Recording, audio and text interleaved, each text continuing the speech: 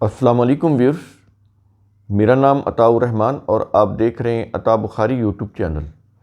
قرآن کریم کی مسلسل ایکسپوزیشن کے سلسلہ میں آج ہم سورہ المائدہ کی آیت نمبر 110 کی ایکسپوزیشن کریں گے۔ یہ آیت بہت طویل ہے اور عیسیٰ علیہ السلام سے متعلق ہے، تو اس کا ہم انٹرو نہیں دے سکتے کیونکہ اسی ہی ویڈیو میں اس آیت کو ہم نے مکمل کرنا ہے۔ تو شروع کرتے ہیں سورہ المائدہ آیت نمبر 110۔ الفاظ ہیں: اذ قال اللہ، جب اللہ کہے گا۔ کس کو کہے گا؟ الفاظ ہیں: یا عیسیٰ ابن مریم، اے عیسیٰ ابن مریم۔ اب ان کو خطاب کر کے کیا کہے گا؟ الفاظ ہیں کہ اذکر نعمتی علیک، تو میری نعمت یاد کر جو میں نے تجھ پر کی۔ ایک تو وہ نعمت جو اللہ نے عیسیٰ پر کی، اور دوسری وَعَلَىٰ وَالِدَتِکَ، اور میری نعمت یاد کر جو میں نے تیری والدہ پر، تیری ماں پر کی، وہ بھی یاد کر۔ اگلے الفاظ ہیں، کہتا ہے کہ اذ ایدتک بروح القدس، جب میں نے روح قدس کے ساتھ تجھے قوت دی۔ یہ روح قدس کیا ہے؟ اللہ کی وحی، اللہ کی وحی، اس کا قانون۔ تو اللہ کے قانون کی قوت ہے جس سے یہ سارا کارخانہ کائنات چل رہا ہے، تو وہ قوت اللہ تعالیٰ نے دی۔ اور اس کے بعد کیا یہ رہا ہے کہ تکلم الناس، تو لوگوں سے بات کرتا تھا۔ مریم کی شادی سے پہلے وہ جو معبد کے پجاری تھے وہ یہ کہتے تھے کہ راہبہ کے لیے شادی کرنا حرام ہے۔ اگر اس نے کہیں معبد سے نکل کر شادی کر لی تو اول تو وہ کامیاب نہیں ہوگی، پھر یہ کہ اس کو بچہ نہیں ہوگا، اگر بچہ ہوگا تو وہ اپاہج ہوگا، معذور ہوگا، وہ لولا لنگڑا ہوگا، گونگا ہوگا، اندھا ہوگا، کانا ہوگا، یعنی اس طرح کے وہ خوف بٹھاتے تھے دلوں کے اندر۔ اس لیے یہاں پر یہ کہہ رہا ہے کہ تو لوگوں سے بات کرتا تھا۔ اب بچہ بولتا ہے نا، آپ چھوٹا سا بچہ ہے تو آپ اس کو کوئی بات کرتے ہیں تو وہ آپ کو رسپونڈ کرتا ہے۔ بچہ وہ کوئی بھی الفاظ ٹوٹے پھوٹے بولتا ہے، آپ کو رسپونڈ کر رہا ہوتا ہے، آپ مسکراتے ہیں وہ بھی مسکراتا ہے۔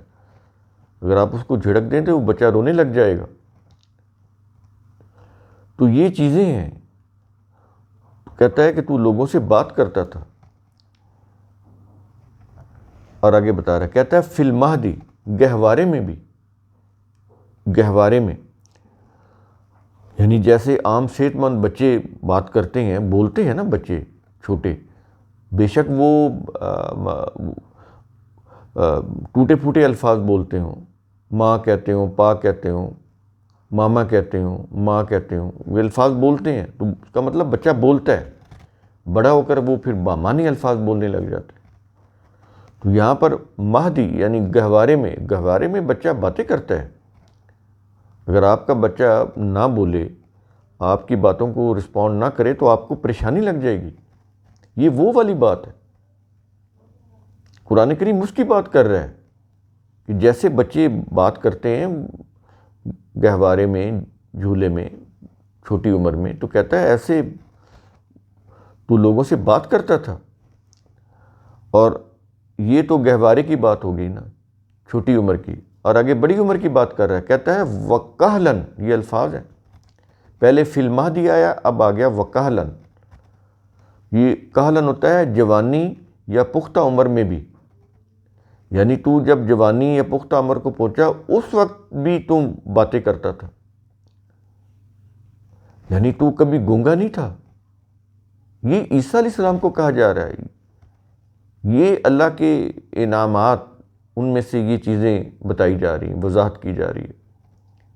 پیچھے کہا ہے نا کہ اذکروا نعمتی علیک، کہ تیرے اوپر جو نعمت اللہ نے نازل کی، تیری والدہ کے اوپر جو نعمت نازل کی، اس کو یاد کر۔ یہ اس میں سے کچھ چیزیں یہاں پر بتائی جا رہی ہیں کہ بچپن میں بھی بات کرتا تھا اور بڑا ہو کر بھی جب جوانی یا پختہ عمر کو پہنچا، پختہ عمر کو، تو اس وقت بھی تو گونگا نہیں تھا، بات کرتا تھا۔ اور اگلے الفاظ کہتا ہے وَإِذْ عَلَّمْتُكَ، اور جب میں نے تجھے سکھائی۔ کیا چیز سکھائی؟ آگے بتا رہا ہے، کہتا ہے الکتاب، کتاب، اللہ کی کتاب جو ضابطۂ قانون ہوتی، جو ضابطہ حیات ہوتی ہے، ضابطہ قانون بھی ضابطہ حیات بھی، یہ ہوتی ہے کتاب، اللہ کی کتاب یہ ہوتی ہے۔ تو کہتا ہے کہ میں نے تجھے سکھائی کیا؟ الکتاب، ایک چیز۔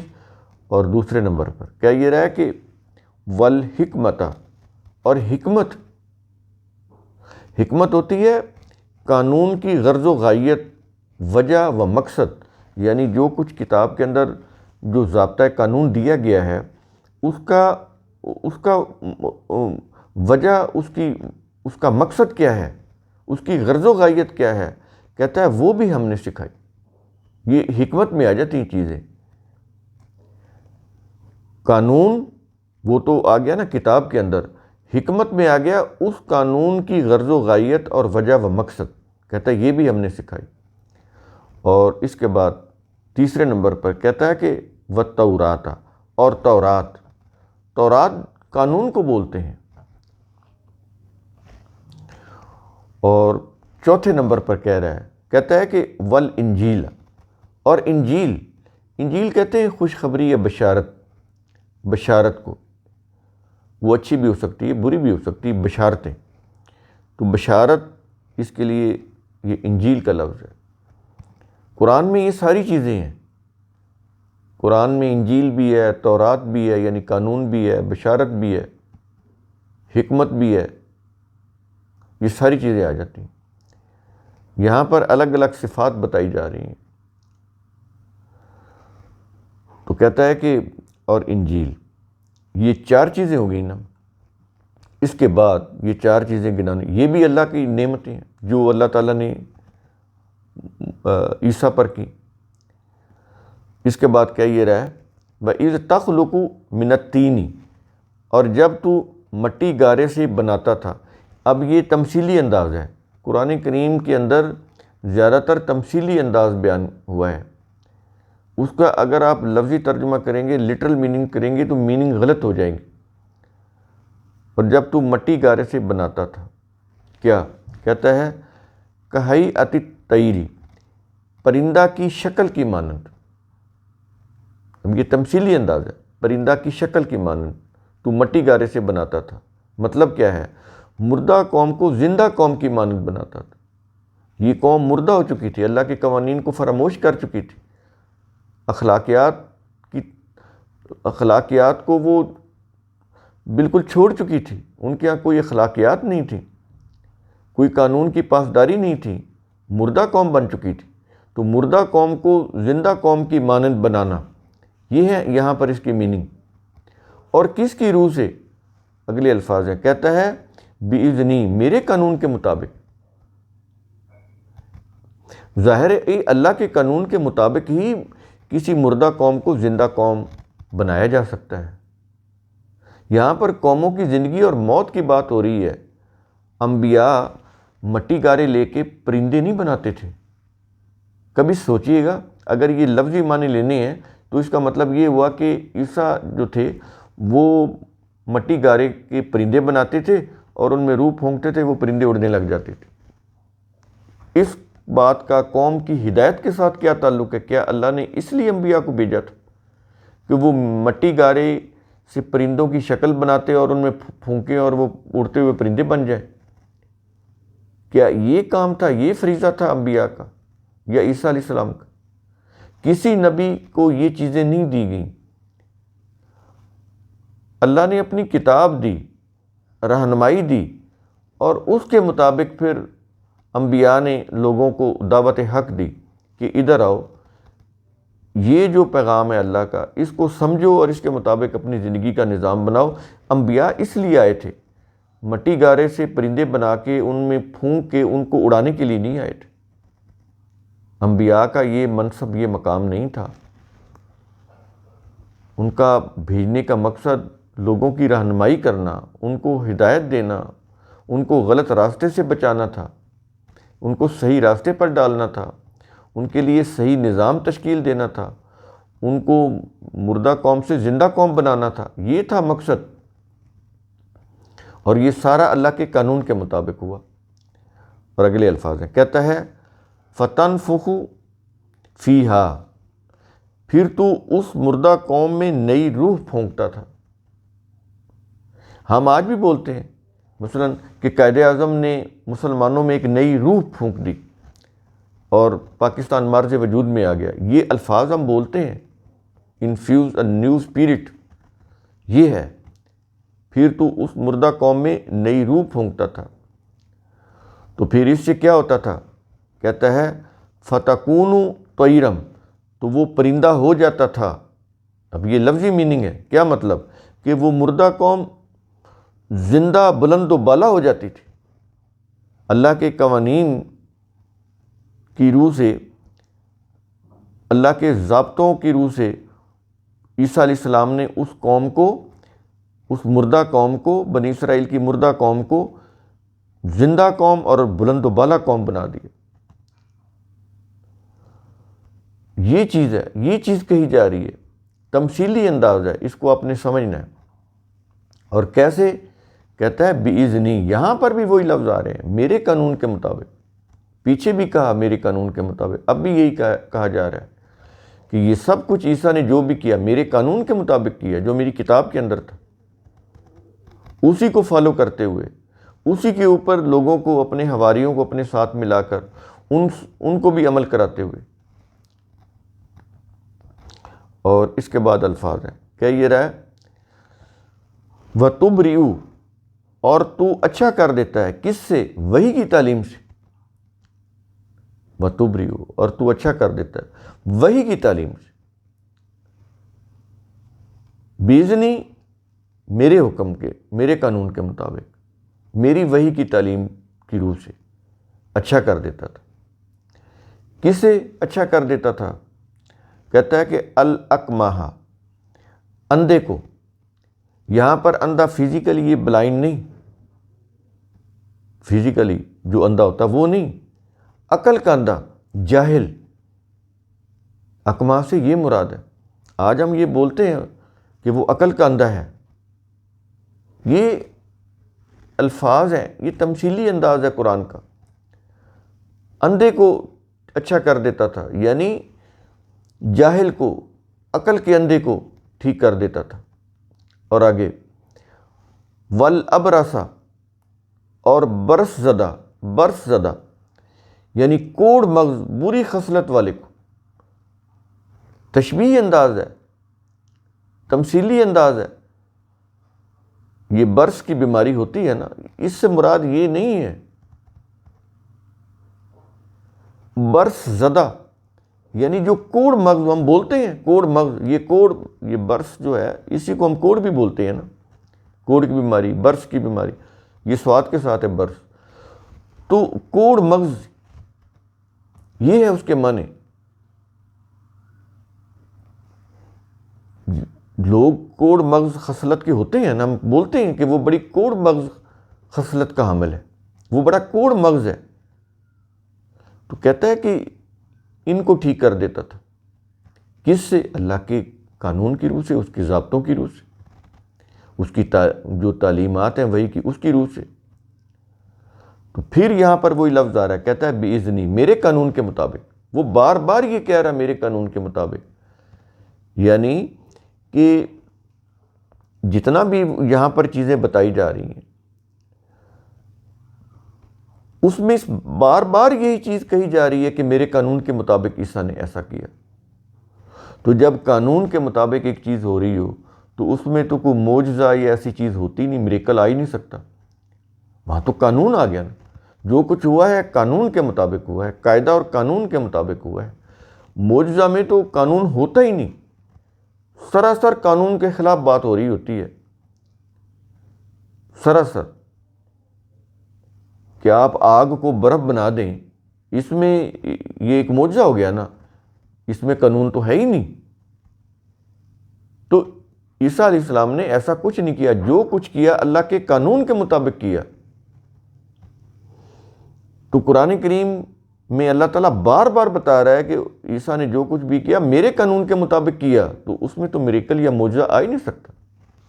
اور انبیاء تو یہ چیزیں کرنے کے لیے آئے ہی نہیں تھے، وہ تو لوگوں کی ہدایت اور رہنمائی کے لیے آئے تھے۔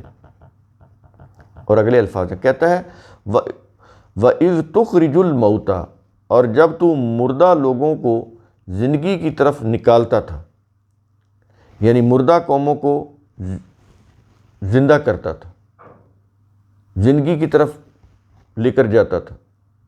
یہ ظاہر ہے اس میں بھی اللہ کا قانون ہے، اس کی وحی کی تعلیمات، ان تعلیمات کے اوپر ان کو عمل کرا کے ان کی جو موت ہے وہ حیات میں بدلتا تھا، ان کو مردہ سے زندہ بناتا تھا۔ وہ فزیکلی یہ مردہ اور یہ زندہ نہیں، قوموں کی حیات اور قوموں کی موت، اس کی بات ہو رہی ہے یہاں پہ۔ تو پھر یہاں پر یہ لفظ آ رہا ہے بیزنی، میرے قانون کے مطابق۔ ہر ایک بات جتنی بھی آ رہی ہے بار بار یہ لفظ آ رہا ہے باذنی، میرے قانون کے مطابق۔ اور اگلے الفاظ ہیں، کہتا ہے کہ وَإِذْ كَفَفْتُ، اور جب میں نے روکا، اور اگلے الفاظ ہیں، کہتا ہے کہ بنی اسرائیل عنک، بنی اسرائیل کو تجھ سے۔ تو پھر کیا یہ رہا ہے کہ اذ جئتہم بالبینات، جب تو ان کے پاس واضح دلائل لایا تھا۔ تو پھر کہتا ہے فقالا، تو کہا، الفاظ ہے کہ الذین کفروا منہم، تم میں سے ان لوگوں نے جنہوں نے حق سے انکار کیا۔ اب پھر بات کو سمجھ لیں کہ جب میں نے روکا بنی اسرائیل کو تجھ سے، جب تو ان کے پاس واضح دلائل لایا تھا جو اللہ نے دیے تھے، تو تم میں سے ان لوگوں نے جنہوں نے حق سے انکار کیا، انہوں نے کہا، انہوں نے کیا کہا؟ اب قرآن ان کا قول بیان کر رہا ہے جنہوں نے حق سے انکار کیا۔ انہوں نے یہ کہا ان ھذا الا سحر مبین، یہ تو بس کھلا جھوٹ اور فریب ہے۔ سحر مبین، مبین تو ہوتا ہے نا کھلا یا واضح، سحر ہوتا ہے جھوٹ یا فریب۔ یہ جو جادو ہوتا ہے یہ بھی سحر ہوتا ہے کیونکہ یہ جھوٹ ہوتا ہے۔ کوئی بھی جادوگر وہ پیتل کو سونا نہیں بنا سکتا، وہ جھوٹ ہوتا ہے، نظر کا دھوکہ ہوتا ہے، حقیقت اس کی کچھ نہیں ہوتی، حقیقت جھوٹ ہوتا ہے، فریب ہوتا ہے، دھوکہ ہوتا ہے۔ تو عربی میں یہ جو سحر کے معنی ہیں وہ جھوٹ، فریب، دھوکہ کے ہیں۔ قوم نے جب ان کی باتیں سنی، بجائے اس کو وہ تسلیم کرتے، تو ان لوگوں نے حق سے انکار کرتے ہوئے کہا کہ اے عیسیٰ، یہ جو تو کہہ رہا ہے یہ تو کھلا جھوٹ اور فریب ہے، ہم نہیں مانتے ان باتوں کو، یہ جو اللہ کی تعلیمات تو بتا رہا ہے ہم نہیں مانتے ان کو، یہ تو اپنی طرف سے بنا رہا ہے، یہ تو کھلا جھوٹ اور فریب ہے۔ تو حق سے انکار کرنے والے انہوں نے کیا کیا کہ وحی کی تعلیمات، اس کے حقائق و دلائل کو جھوٹ قرار دیا۔ اس کو قرآن سحر کے لفظ سے لا رہا ہے، سحر مبین، کہ یہ تو بس کھلا جھوٹ اور فریب ہے۔ اب ترجمہ ہو پڑا ہے کہ یہ تو جادو ہے، یعنی پیچھے جو چیزیں انہوں نے کی نا کہ مردہ قوم کو زندہ قوم بنایا، اس کو انہوں نے وہ حقیقی معنی دے دیے، لٹل میننگ، کہ مردہ کو زندہ کر دیا۔ تو اب یہ جادو ہو گیا، اور اس جادو کا انہوں نے انکار کر دیا قوم نے۔ اب یہ دیکھیں کتنے میننگ بدل گئے قرآن کی آیت، ٹوٹل بدل گئے، وہ میننگ ہی نہ رہے جو قرآن کے اندر انسانوں کی ہدایت اور رہنمائی کے لیے، وہ یکسر بدل گئے ان تراجم، ان تفسیر اور تراجم کی روح سے۔ تو قرآن کریم کا اصول ثم تتفکروا، اس کی روح سے آپ خود بھی سوچا کریں، سمجھا کریں، غور و فکر کیا کریں۔ شکریہ۔